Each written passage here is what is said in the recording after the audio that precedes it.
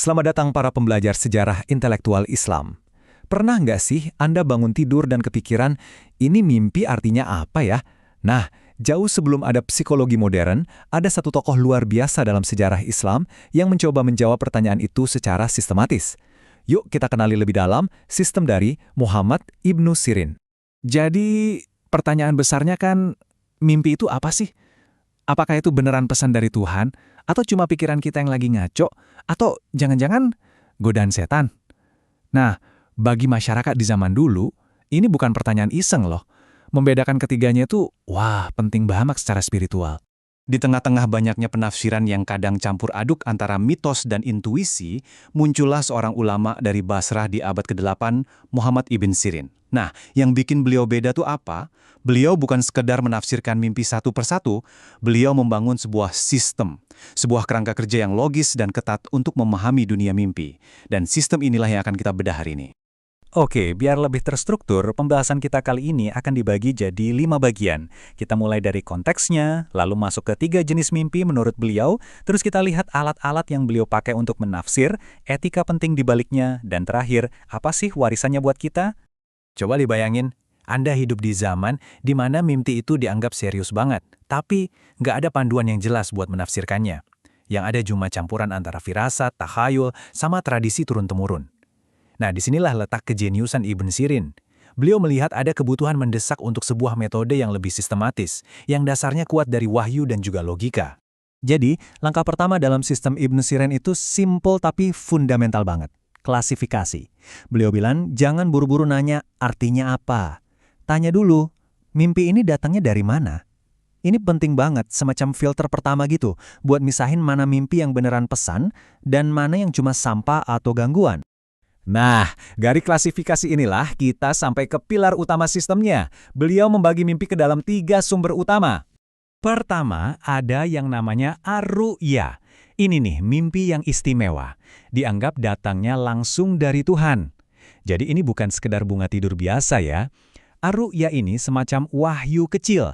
Bisa jadi kabar baik atau peringatan penting yang harus banget diperhatikan.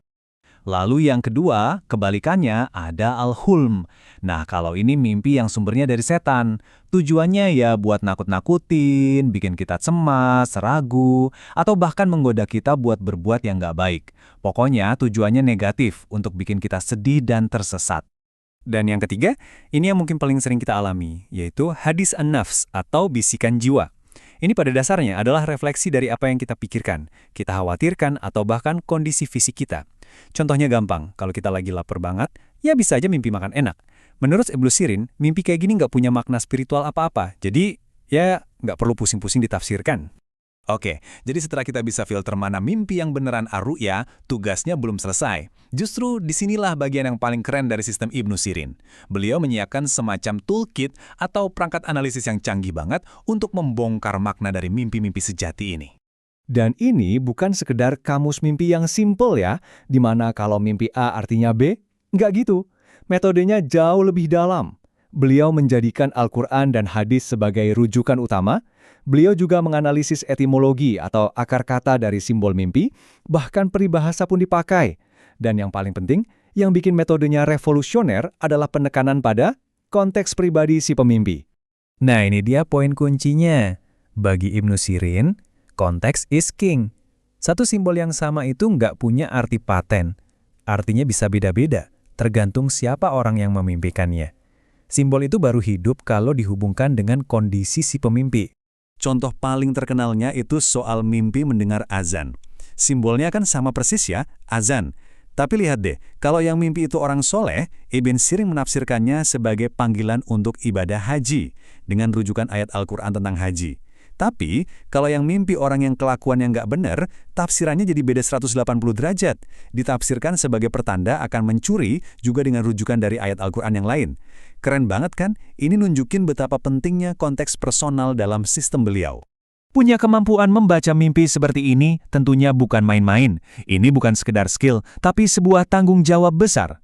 Makanya, Ibnu Sirin gak cuma bikin metode, tapi beliau juga menetapkan kode etik yang super ketat buat para penafsir. Jadi, seorang penafsir itu gak cukup cuma pintar. Menurut Ibnu Sirin, dia harus 1. berilmu luas biar paham referensi dari Al-Quran dan hadis. 2. Harus soleh, biar hatinya bersih dan bisa bedain mana petunjuk Tuhan, mana gangguan setan. Dan yang paling penting nih, dia harus bijaksana dan punya empati, harus paham kondisi orang yang datang padanya. Jadi, menafsir itu bukan cuma soal teknik, tapi juga soal hati. Intinya, ini bukan ajang pamer kehebatan. Ini adalah soal amanah untuk membimbing. Makanya ada aturan penting. Kalau tafsirnya jelek atau bisa bikin malu, seorang penafsir yang baik justru harus menyembunyikannya. Sebaliknya, dia harus kasih nasihat yang baik dan membangun. Tujuannya cuma satu, kebaikan si pemimpi. Titik. Nah, perpaduan antara metode analisis yang canggih dan landasan etika yang kuat inilah yang bikin sistem Ibnu Sirin jadi luar biasa. Ini yang membuatnya relevan dan bertahan lebih dari 1000 tahun dan punya tempat terhormat dalam sejarah pemikiran Islam. Jadi, kenapa sih ini penting banget? Karena Ibnu Sirin berhasil mengangkat tafsir mimpi dari yang tadinya cuma seni mistis menjadi sebuah disiplin ilmu yang terstruktur. Beliau memberikan lisensi keilmuan pada bidang ini dengan dasar dan metodologi yang jelas dan bisa dipertanggungjawabkan dalam tradisi Islam. Inti dari semua filosofinya bisa kita lihat di kutipan ini. Gampangnya gini, orang yang paling jujur omongannya, dialah yang mimpinya paling benar. Buat Ibn Sirin, karakter kita di dunia nyata itu ngaruh banget ke kualitas mimpi kita. Kalau kita jujur dan berintegritas pas bangun, sinyal ilahi pas kita tidur juga jadi lebih jernih. Jadi, kuncinya ada di karakter. Nah, ini membawa kita ke sebuah pemikiran penutup. Sekarang kan zamannya neuroscience, di mana kita bisa memetakan aktivitas otak. Pertanyaannya, apa yang masih bisa kita ambil dari pendekatan Ibnu Sirin ini? Mungkin, warisan terbesarnya adalah pengingat bahwa memahami dunia batin kita, alam bawah sadar, bukan cuma soal analisis teknis, tapi juga soal etika dan tanggung jawab. Sebuah pelajaran yang kayaknya masih relevan banget sampai sekarang.